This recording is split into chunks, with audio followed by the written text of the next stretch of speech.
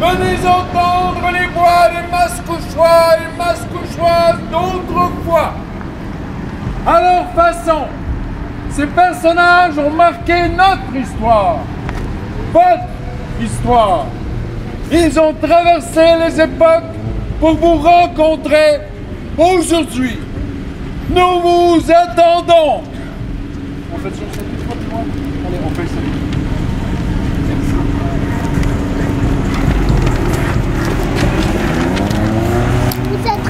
Vous êtes un appareil photo, vous êtes quelqu'un?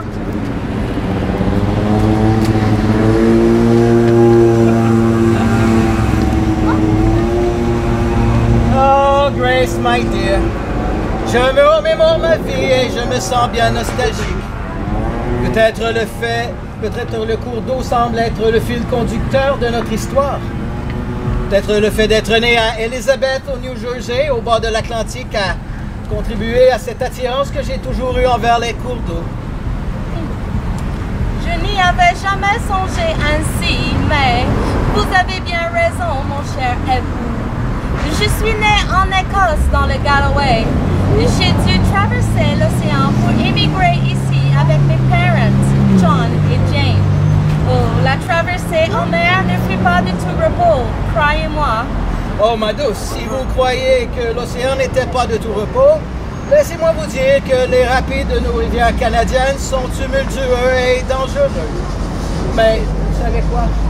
Je ne regrette aucune adventure, puisque dans ma vie d'homme du Nord, j'ai eu à les braver à maintes reprises. Oh, j'ai eu une vie trépidante dans le Nord. Parlez-moi donc de cette vie que je n'ai pas passée à vos côtés.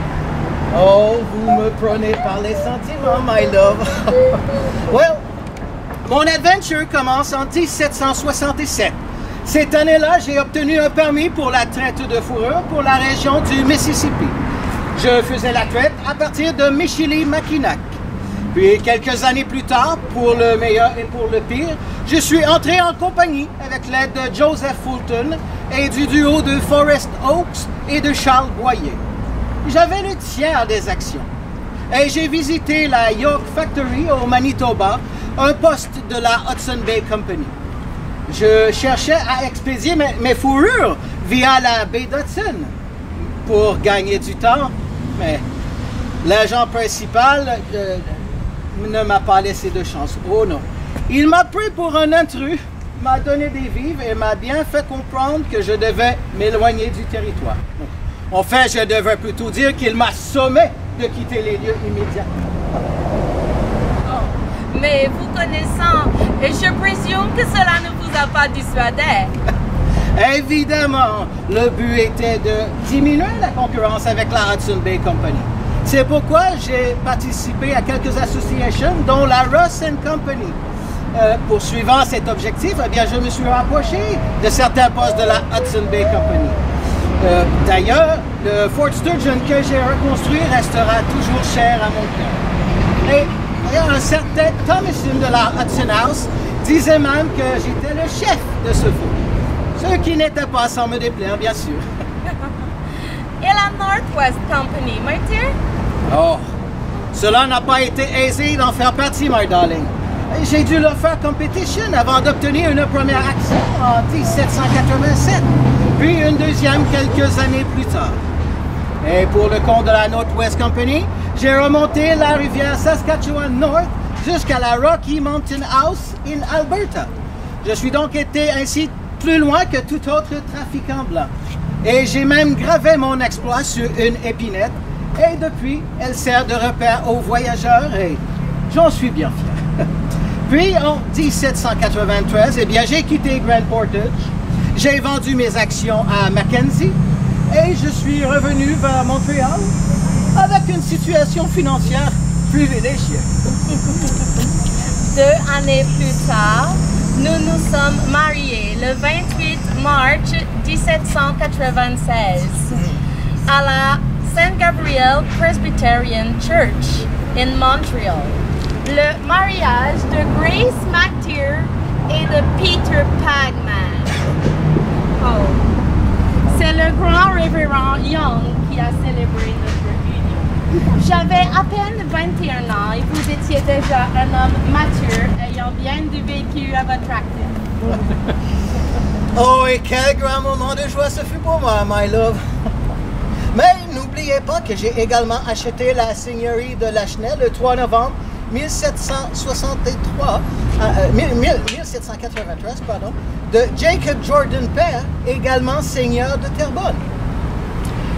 Étant seigneur de Lachenay, j'ai exploité les moulins à farine et à scie. Oh, et j'ai également construit un deuxième moulin sur la belle rivière Lachigan. Oh, vous voyez, encore le cours de l'eau qui prend toute son importance. Oh, le fil de l'eau, le fil du temps, vous voilà bien poétique. La vie nous aura donné de beaux enfants et vous avez toujours été un excellent père, religieux, honorable et bienveillant. Ah, le cours de la vie. Elle m'aura donné 10 descendants, dont 9 dont vous êtes la mère. Mais que de nombreux deuils nous avons vécu, ma chère, puisque seulement 4 de nos enfants ont réussi à survivre la petite enfance.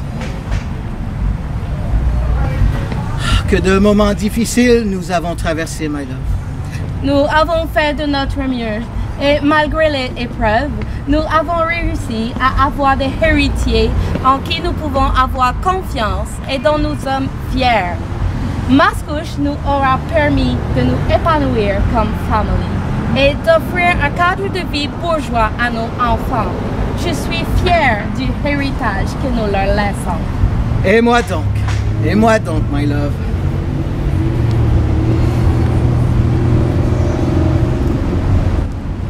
N'en déplaise aux mauvais langues, I'm also a bagman jusqu'au fond de mes entrailles. On me nomme Peter Bostonais Bagman.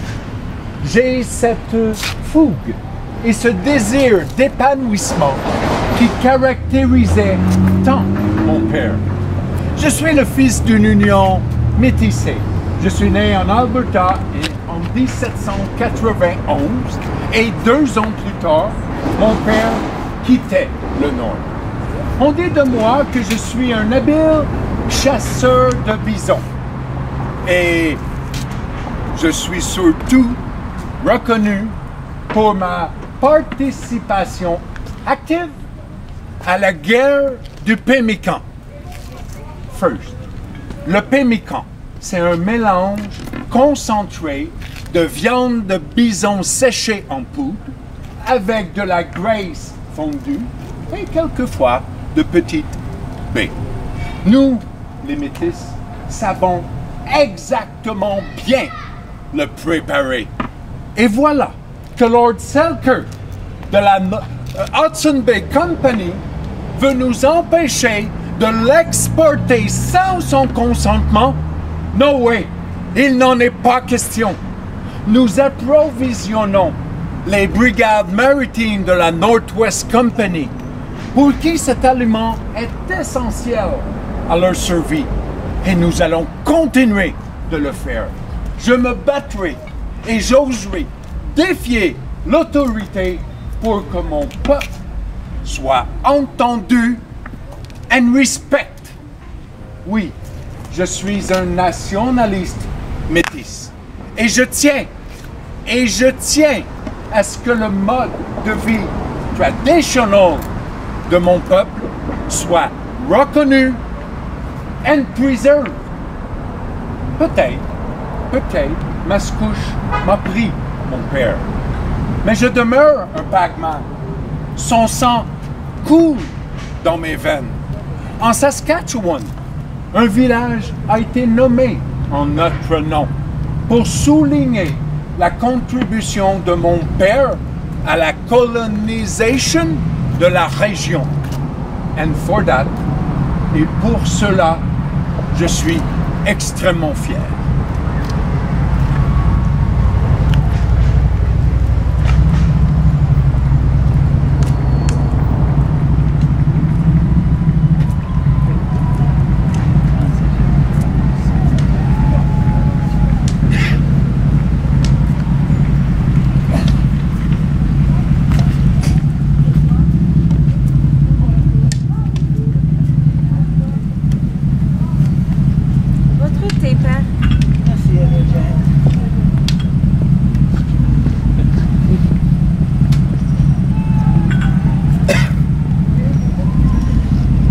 Je me présente, John Pagman, fils de Peter Pagman et de Grace McTeer.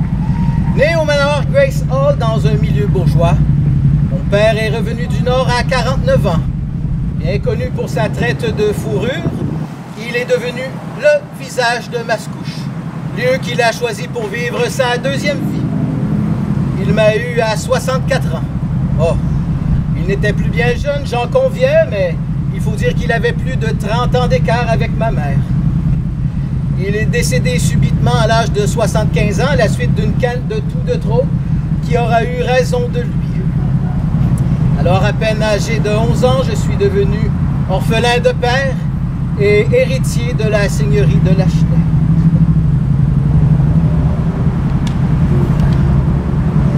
Je peux dire fièrement que j'ai fait fructifier le capital de la seigneurie puisque j'ai exploité les moulins à farine, à scie et à carder la laine.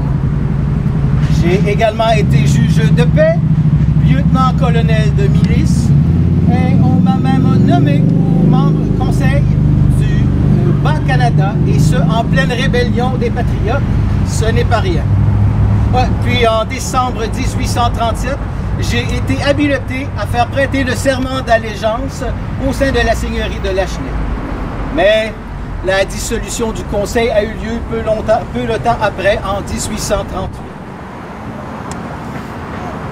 Oh, mais, suite à l'abolition du régime seigneurial, malgré ses difficultés, mon épouse Henriette Delacroix et moi-même sommes restés propriétaires de nos domaines et de nos moulins.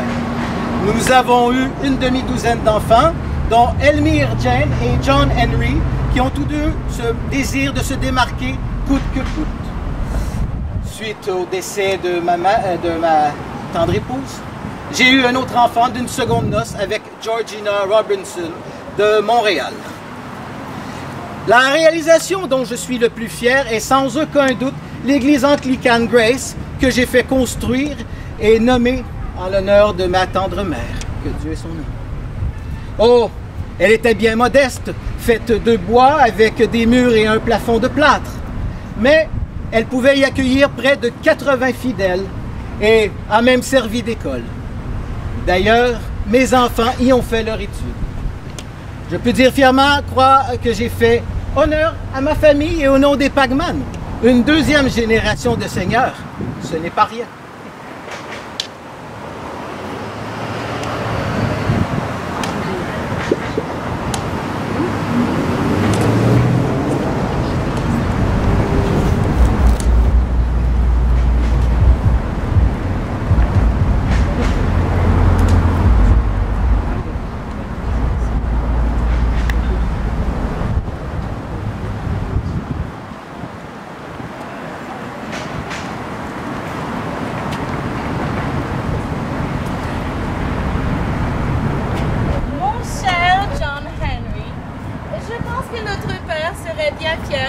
Comment tu as su entretenir ces terres.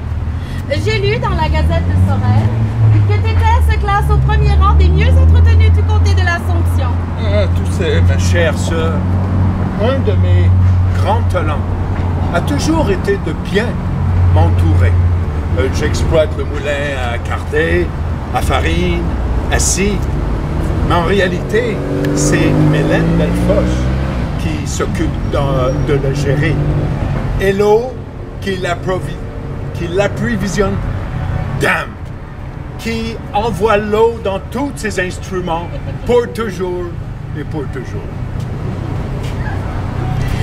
Tu savais que Georges Delfosse, son fils, dessine admirablement bien? Oh non, je ne savais pas cela. Je ne sais pas si un jour il sera célèbre. Peut-être qu'il pourrait faire mon portrait. Ce serait bien un peintre mascouchois reconnu jusqu'en Europe. Le talent émanerait de Mascouche. Je ne sais pas si un de mes 7 enfants sera célèbre un jour, comme l'ont été père et grand-père. Oh, ma douce Élisabeth serait tellement fière. Chose certaine, si notre père avait pu te voir aller, il aurait trouvé que tu fais honneur au nom des Pagman. Tu n'avais que 22 ans à son décès et depuis, tu as ouvert une manufacture de châssis à Saint-Lin Un village qui se développe de plus en plus. Votre position, madame, s'il vous plaît. Un village qui se développe de plus en plus. C'est vrai. Et tu es président de la compagnie de chemin de fer des Laurentides. Because je crois fermement que le chemin de fer... La main, c'est- monsieur, s'il vous plaît. Sorry.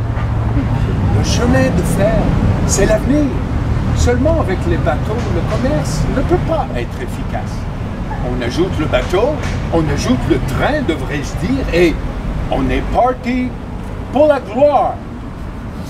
Mais la compagnie de chemin de fer me demande tellement de temps et tellement d'énergie. Et actuellement, je dois connaître, la situation financière est un peu difficile. Parfois, ma très chère sœur, j'ai l'impression de perdre la tête. Et de mon côté, je suis très occupée avec les 6 enfants. Et comme tu le sais, mon mari, Louis-Napoléon, est juge à la Cour suprême, à la Cour supérieure du Québec. Oui. Sa carrière est importante. Je m'investis également dans la formation de groupes de garde malades bénévoles, mais j'aimerais en faire plus. Alors, peut-être pourrais-tu améliorer le sort des femmes. Je crois qu'il serait temps que les femmes Pacman marquent l'histoire, non? Elmire Jane Pagman deviendra la première présidente du Conseil du Québec du National Council of Women. Fondée en 1893, il s'agit de la principale association féministe pan-canadienne tentant d'améliorer le statut des femmes, des familles et de la société. Quant à John Henry Pagman, il mourra tragiquement dans un accident où il sera broyé entre 2 wagons de train à Sainte-Thérèse.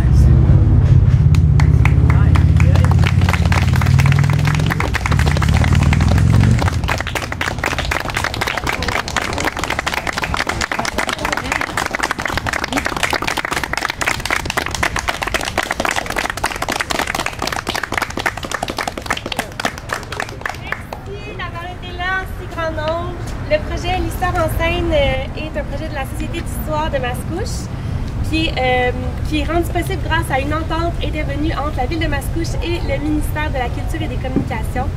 J'aimerais remercier la Ville de Mascouche, le restaurant La Vigne, le théâtre Côte à Côte, Patrimoine et Histoire Terrebonne, la SODECT et les bénévoles de la SODAM sans qui on ne ferait pas grand-chose. C'est des terres, ces gens-là, il y en a ici aujourd'hui. Louise Poulain à l'adaptation des textes et les magnifiques comités Gilles Fontaine, Lucie Thibault et Dominique Pelletier.